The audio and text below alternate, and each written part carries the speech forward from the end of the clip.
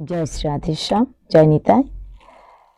গতকাল আপনারা শ্রবণ করেছেন স্বামী হৃদয় দাস বা রবিদাস অথবা মীরাবাইয়ের গুরুদেব, যেই নামে যেভাবে আমরা তাকে চিনি না কেন, তার পূর্বজন্মের কাহিনী।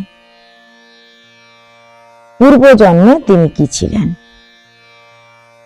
পূর্বজন্মে তিনি রামানুজ আচার্যের একজন প্রিয় শিষ্য ছিলেন। কেবল একজন চর্মকারের ভিক্ষা আনার কারণে, না জেনে অপরাধের কারণে, এবং সেই চর্মকার ভিক্ষা কেন সাধুকে দিয়েছিলেন? পুত্র প্রাপ্তির কারণে। এই কারণে গুরুদেবের অভিশাপ তার হয়। গুরুদেব কেন অভিশাপ দিয়েছিলেন? গুরুদেব অভিশাপ দিয়েছেন এই কারণে, সেই চর্মকার, রঘু চর্মকার তো আমাদেরকে ভিক্ষা প্রদান করেছেন, এই কারণে তার যেন পুত্র হয়। আর এদিকে সামর্থ্যবান গুরুদেব তিনি দেখলেন রঘুনাথের 7 জন্ম পর্যন্ত কোনো সন্তান নেই, তাই সন্তান কোত্থেকে দেবে? তাই তুমি ভিক্ষা এনেছো, অপরাধ করেছো, তোমাকে সন্তান রূপে যেতে হবে। তাই ওই শিষ্যকে সন্তান রূপে পাঠালেন। অথচ এর আগে ওই ব্রহ্মচারী শিষ্যের 7 বার ওই ব্রাহ্মণ শরীরে জন্ম হয়েছিল। তো এই অভিশাপের কারণে সে প্রিয় শিষ্যকে, ব্রাহ্মণ ব্রহ্মচারী শিষ্যকে ভোগ বিনিয়া এবং সেই রঘু চর্মকারের ঘরে জন্ম নিতে হয় পুত্ররূপে।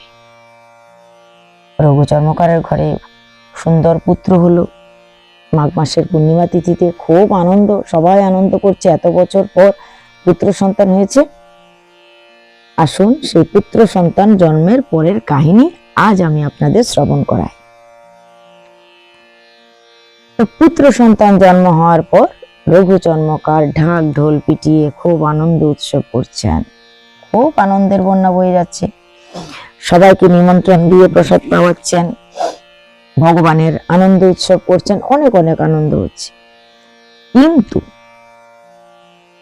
ভোগবিনিয়া দেবী সেই তার স্বামীকে, রঘু চর্মকারকে ডেকে বলছে, আরে প্রাণপতি, কি দেখছেন? আমার যে পুত্র জন্মগ্রহণ করেছে সে তো দুগ্ধ পান করছে না। আরে কেন?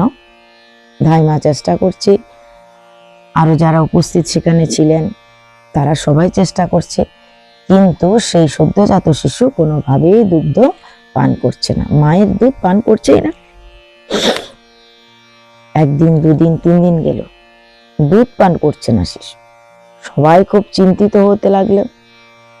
এত উৎসবের ভিতরে দুঃখের ঘনঘটা, এই শিশু যদি দুগ্ধ পান না করে তাহলে কি হবে? মারা যাবে।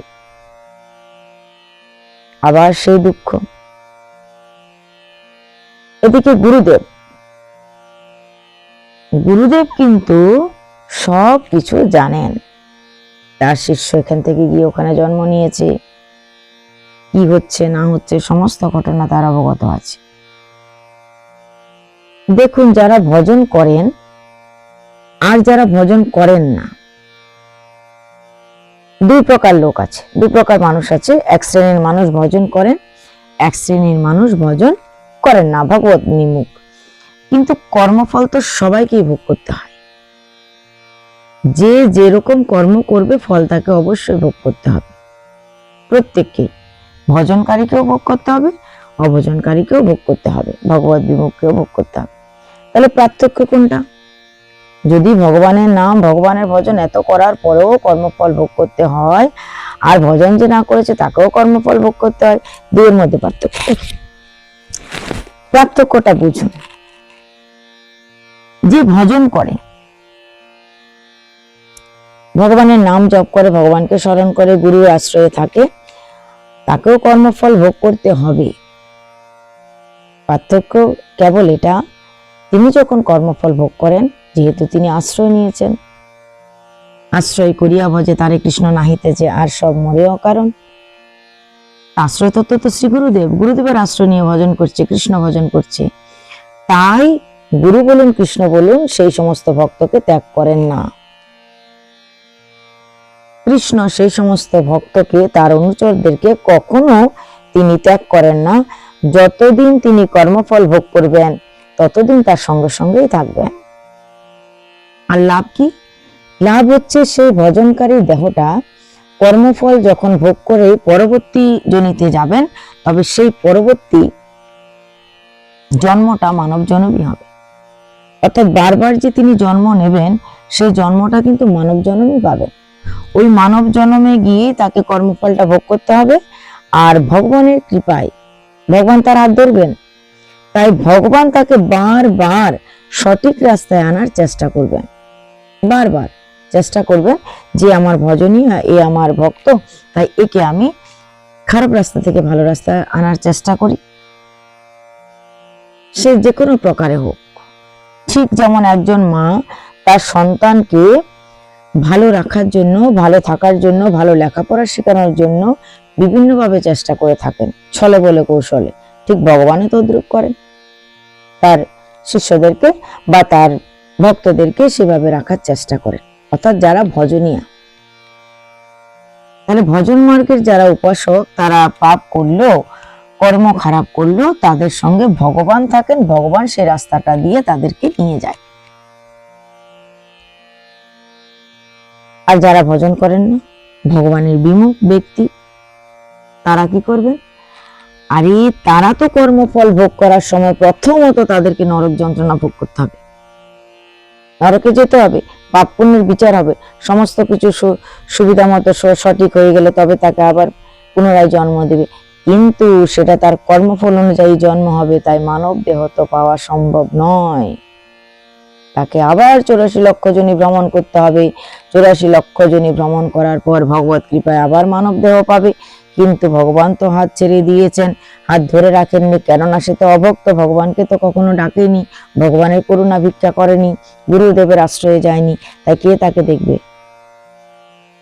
তাই সে আবার যদি অন্য পথে যায়, কুপথে যায়, ভালো পথে না থেকে খারাপ জায়গায় কাজ করে, খারাপ ধরনের মন মানসিকতা তৈরি হয়, আবার তাকে জন্ম মৃত্যুর চক্কর কাটতে হয়, আবার 84 লক্ষ যোনি ভ্রমণ করে আবার সে দেহ পায়, মানব দেহ পায়। কিন্তু যদি সে গুরু আনুগত্যে ভজন না করে বা গুরুদেবের আশ্রয় না পায়, আবার তাকে ওই পুনরূপী মনোরম, পুনরূপী জননম, পুনরূপী মাতা কি জঠরে শয়নম, পুনঃ পুনঃ জন্ম আর পুনঃ পুনঃ মৃত্যু হয়। তবে মায়ের গর্ভে, অর্থাৎ মানুষরূপী মায়ের গর্ভে হবে কিনা তার কোনো গ্যারান্টি বা নিশ্চয়তা নেই। কিন্তু ভজনীয় যারা, তাদের তো গ্যারান্টি আছে, মানব জন্ম হবে, গুরুদেব হাত ছাড়বে না, ভগবান হাত ছাড়বে না। ঠিক তেমনি এই কর্মফল অনুসারে সেই ব্রাহ্মণের, অর্থাৎ ওই যে যোগী ব্রাহ্মণ যিনি বাল ব্রহ্মচারী, তার কর্মফলের কারণে তিনি চর্মকারের গৃহে তো জন্ম নিলেন, গুরুদেব কিন্তু আর ছাড়লেন না, গুরুদেব কিন্তু দৃষ্টি রাখলেন। গুরুদেব যখন তিনি খবর পেলেন 3 দিন হয়ে গেছে আমার সেই ভক্ত সদ্যজাত শিশু দুগ্ধ পান করেনি, গুরুদেবের তো চিন্তা হতে লাগলো, আরে আমার এই শিষ্য দুগ্ধ পান করছে না, 3 দিন হয়ে গেছে, তো বাঁচবে কি করে? খুব চিন্তা হলো গুরুদেবের। গুরুদেব এবার দৌড়ালেন কোন দিকে? সেই চর্মকার পল্লীর দিকে। সে চর্মকার পল্লীর দিকে গুরুদেব দৌড়ালেন, এবং সেখানে যখন সবাই দেখলেন আরে সিদ্ধ মহাত্মা শ্রী রামানুজাচার্য আসছেন, সবাই তো অবাক, হাত জোর করে প্রণাম করছেন, দণ্ডবোধ করছেন, রাস্তা থেকে সরে যাচ্ছেন। গুরুদেব দৌড়ে কোথায় গেলেন? সেই রঘুনাথ চর্মকারের বাড়িতে। রঘুনাথ চর্মকার অবাক, হ্যাঁ আমার বাড়িতে গুরুদেব এসছেন, অবাক হয়ে গেল। গুরুদেবকে দণ্ডবোধ প্রণাম করলেন, গোবর দিয়ে খুব জায়গা লিপে দেওয়া হলো, তারপর গুরুদেবকে বসার জন্য চৌকি দেওয়া হলো, প্রণাম করলেন, খুব খুব খুব আদর অভ্যর্থনা করলেন। আর গুরুদেবের কাছে গিয়ে বললেন, গুরুদেব কি করব, আপনার কৃপায় তো একটা পুত্র সন্তান লাভ হয়েছে, পুত্র সন্তান পেয়েছি, কিন্তু দুঃখের বিষয় এটাই, আমার এই পুত্র সন্তান দুগ্ধ পান করছে না, মাতৃদুগ্ধ পান না করলে সে কি করে বাঁচবে, হে গুরুদেব কৃপা করুন। গুরুদেব বলছেন, ঠিক কথা, মাতৃদুগ্ধ পান না করলে তো সে বাঁচবে না, কিন্তু চিন্তা করো না, এবার আমি এসে গেছি, আমি তার কানে এমন একটা বিশেষ মন্ত্র দিয়ে যাব, সে অবশ্য দুগ্ধ পান করবে। যাও তোমরা শিশুকে নিয়ে আসো। শিশুকে নিয়ে আসা হলো, গুরুদেবের কোলে অর্পণ করলেন। গুরুদেব বললেন, আমি তাকে কানে কানে কিছু কথা একাকি বলবো, তোমরা সরে যাও। সবাই সরে গেল, মা বাবাকে সরিয়ে দিলেন। সবাই যখন সরে গেলেন তখন গুরুদেব বলছেন সেই শিষ্যকে, কি শিষ্য, চর্মকারের গৃহে জন্মগ্রহণ করেছো, মাতৃদুগ্ধ পান করছো না কেন? যে মায়ের ঘরে জন্ম নিয়েছো সে মায়ের দুগ্ধ তো পান করতে হবে, মাতৃদুগ্ধ কেন পান করছো না? জীবন জীবে কি করে, বাঁচবে কি করে? মায়ের দুধ তো তোমাকে পান করতে হবেই, এই জনিতে এসছো। সেই সদ্যজাত শিশু তখন কথা বলছে গুরুদেবের সঙ্গে। কেন? কেননা তার পূর্বজন্মের স্মৃতি অবিকল আছে, কিচ্ছু বলেনি। সে বাচ্চা শিশুটা তখন গুরুদেবকে বলছে হাত জোর করে, গুরুদেব ক্ষমা করবেন, আমি তো কেবল এটাই চিন্তা করছি, এনার কাছ থেকে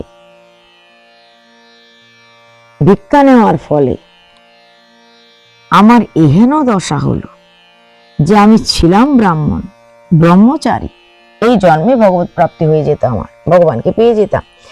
কিন্তু এহেন দুর্দশা আমার হলো যে আমাকে চর্মকারের গৃহে জন্মগ্রহণ করতে, শুদ্ধ ব্রাহ্মণ থেকে চর্মকারের গৃহে আমার জন্মগ্রহণ করতে।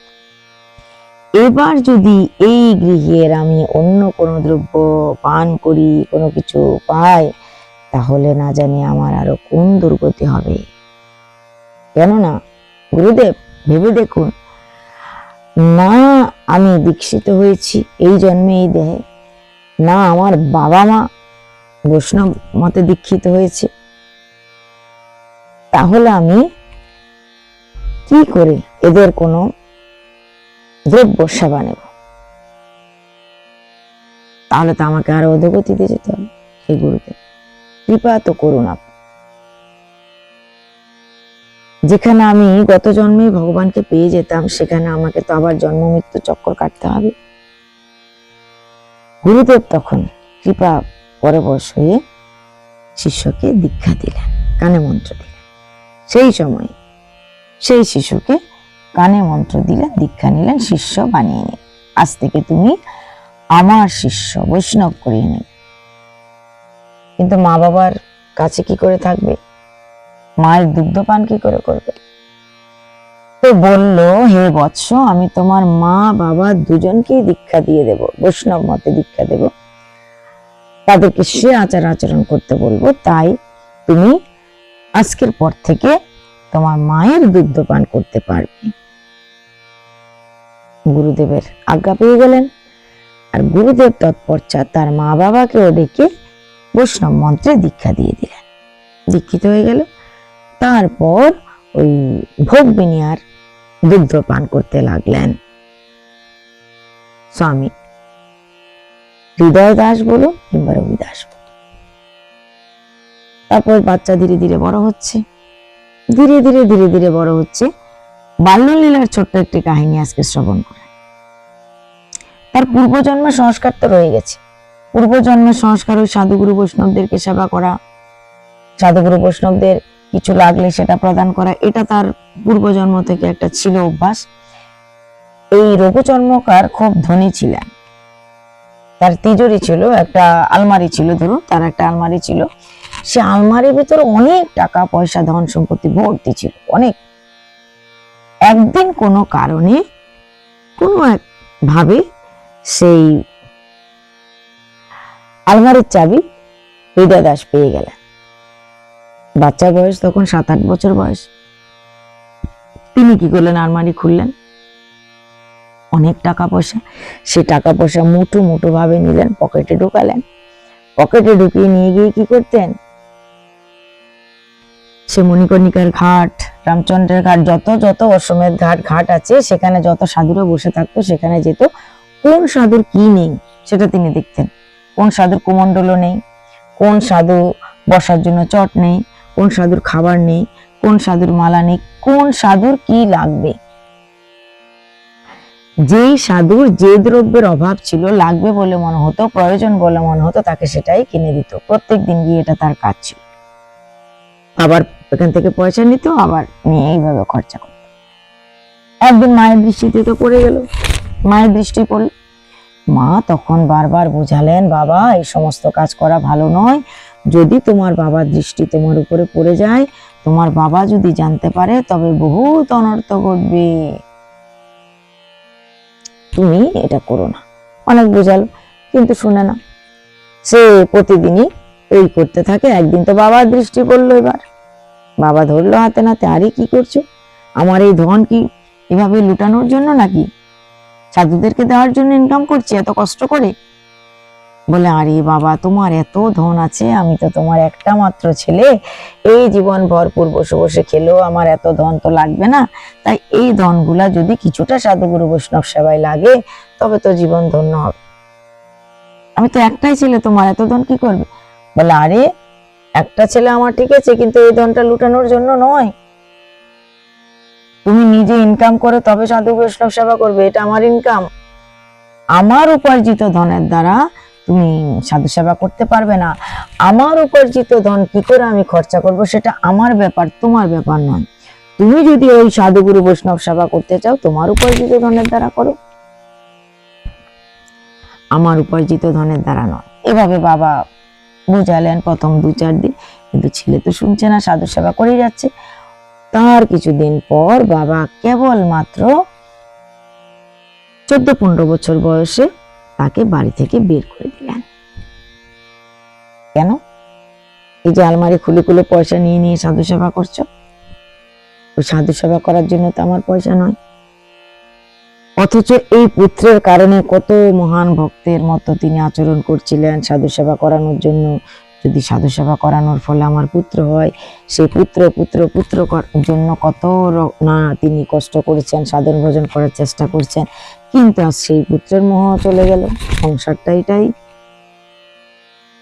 ধনের কারণে পুত্রকেই ঘর থেকে বের করে দিলেন। তো পুত্রকে তো ঘর থেকে বের করে দিলেন, তার আগে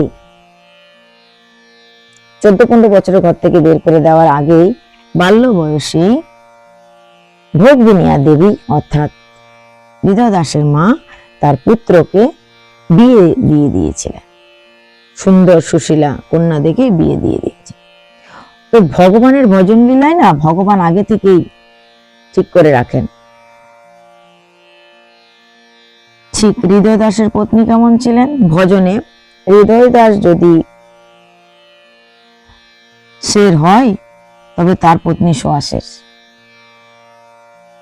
ঠিক এরকম ভজনিয়া তার পত্নী ছিলেন। তো হৃদয় দাসটা বের করে দিয়েছে। হৃদয় দাস তার পত্নীকে বলছে, দেখো আমাকে তো বাবা বের করে দিয়েছে, কোথায় থাকবো না থাকবো তো জানি না, কোনো কিছু নেই, একাই সহায় সম্বল সবকিছু হারা একা আমাকে বাড়ি থেকে বের করে দিল, কোথায় থাকবো জানি না, তুমি যদি ইচ্ছা করো তো তুমি তোমার বাবার বাড়ি চলে যেতে পারো, তোমার বাবার বাড়ি গিয়ে থাকবে, আমি তো কোথায় থাকবো, চাল চুলো নেই, কিছু থাকার জায়গা নেই, আমার কি করব না করব তাই জানি না।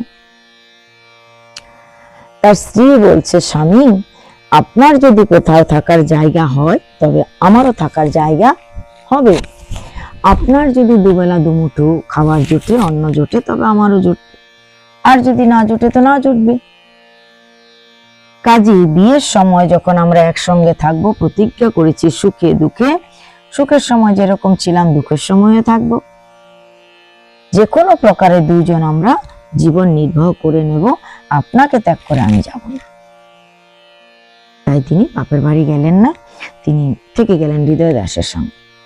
স্বামী স্ত্রী দুজন কোথায় থাকবে, কি করবে, কোনো কাজ জানে না, কিছু জানে না। তাই কি করা যায়, সে কাশিতে চৌরাস্তায় একটা বৃক্ষের নিচে একটা চাটাই পেতে সেখানে বসলেন, ভাবছে কি করবে। অনেক ভাবনা চিন্তা করে হৃদয় দাস ভাবছেন, আমি তো অন্য কোনো কাজ শিখিনি, কিন্তু বাবার এখানে যতদিন ছিলাম, বাবা তো ধনী ব্যক্তি, কিসের ব্যবসা, চর্মকারের ব্যবসা, তো বাবার এখানে চটি তৈরি করা, চটি বানানো, চটি সেলাই করা, সব রকমের কাজই হতো। সেখান থেকে দেখে দেখে আমি ছেঁড়া চটি সেলাই করা তো শিখেছি, এটুকু তো পারবো, ছেঁড়া চটি কিভাবে সেলাই করতে হয়, তারপরে ধীরে ধীরে চটি বানানো শিখেছি। কাজেই আমি এই চৌরাস্তার মোড়ে চাটাই পেতে রাস্তার মধ্যেই গাছতলায় বসে এটাই কাজ করি, দুজনের একটুখানি রুটির ব্যবস্থা হয়ে যাবে। তখন থেকে তিনি কি করলেন, সেই চৌরাস্তার মোড়ে গাছতলায় বসে চাটাইয়ের মধ্যে বসে এই জুতো সেলাইয়ের কাজ শুরু করে দিলেন। আর তাতে করে 2-4 আনা যা আসতো স্বামী স্ত্রী দুজনের পোষণ হয়ে যেত। এইভাবে ধীরে ধীরে তিনি একাকী সংসার যাত্রা শুরু করলেন। আমি এই পর্যন্ত আপনাদেরকে শ্রবণ করাবো যে সংসার যাত্রা শুরু করছেন হৃদয় দাস, শুরু করলেন একাকী তার জীবন যাত্রার শুভ সূচনা। যে কোনো একটা কাজের মাধ্যমে, যে কাজ তিনি জানেন, কোনো কাজই ছোট নয়,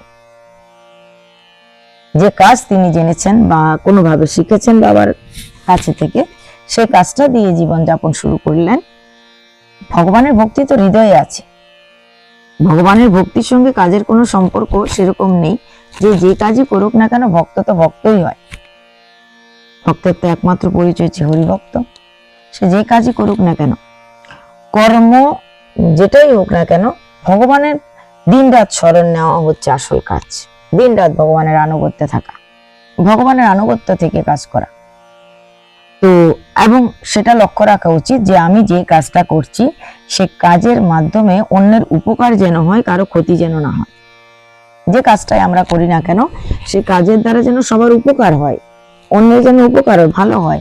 জীবন নির্বাহ করার বা জীবন যাপন করার অনেক রকম পদ্ধতি আছে, তবে সেই পদ্ধতিগুলো অবশ্যই এমন হওয়া উচিত যাতে করে জগৎ সংসারের মঙ্গল হয়, 10 জনের ভালো হয়, পরিবেশের ভালো হয়, সবার ভালো হয়। কিন্তু যে কাজের দ্বারা কারো ভালো হবে না, উপরন্তু ক্ষতি হবে, সে কাজ না করাই ভালো। তাই হৃদয় দাসের কাজটা ছোট হতে পারে কিন্তু মঙ্গলজনক কাজ। একবার চিন্তা করুন না, কেউ পায়ে হেঁটে কোথাও যাচ্ছে তীর্থস্থানে বা গঙ্গা স্নানে, হঠাৎ চটিজোড়া ছিঁড়ে গেল, কি অবস্থা হবে যেতে। কিন্তু আবার যদি কেউ সেলাই করে দেয়, কত তাকে ধন্যবাদ দিতে ইচ্ছা করে, আরে এনার কারণে চটিটা আবার সেলাই করা হলো, এবার আমার যাত্রা কত ভালো হলো, আনন্দদায়ক হলো যাত্রাটা, নাহলে কত ব্যথা পেতাম পাই। তাহলে এটা একটা বড় কাজ, সমাজ সেবামূলক কাজ, সমাজ সেবার কাজ। তো হৃদয় দাস এই কাজ দিয়ে তার জীবনযাত্রা শুরু করলেন। আজকে তো এই পর্যন্ত আপনাদের শ্রবণ করাবো। তারপর 2 দিন তো একাদশীর পাঠ আছে, একাদশীর কথা শ্রবণ করবেন।